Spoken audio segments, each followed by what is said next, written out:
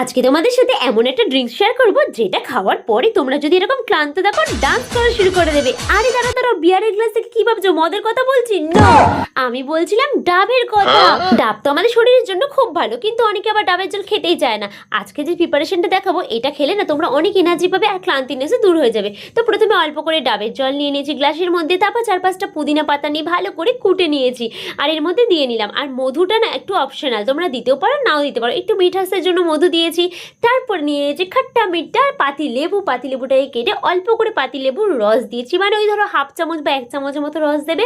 আর এটা যেহেতু গরমকাল প্রচণ্ড, কয়েক টুকরা বরফ দিয়ে নেবে যাতে ঠান্ডা ঠান্ডা ব্যাপারটা হয়। আর বাকি ডাবের জলটা দিয়ে নিলাম। বুঝতে পারলে এত বড় গ্লাসটা কেন নিয়েছিলাম? আমার কাছে অন্য কোনো রকম গ্লাস নেই এত বড়, পুরো ডাবের জলটা যাতে এর মধ্যে আটে। ব্যাস মাত্র 2 মিনিটে রেডি হয়ে গেছে এই গরমে একটা হেলদি ঠান্ডা ঠান্ডা ড্রিঙ্কস। আর এটা খাওয়ার পরে তোমরা নিজেরা আমাকে সে চুমু দিয়ে যাবে। এটা খেতে দারুণ টেস্টি হয়, অবশ্যই বাড়িতে ট্রাই করবে।